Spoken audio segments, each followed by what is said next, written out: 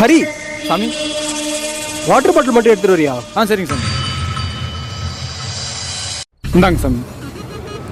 தேங்க்ஸ்டா. ஹரி, அண்ணா சாப்பாடு எடுத்துட்டு வந்துடுறியா? பேக்கில் இருக்காண்ணா? ஆமாம், 2 ஜிப்பில். ஓகேண்ணா. இந்தாங்க சாமி. தேங்க்ஸ்டா.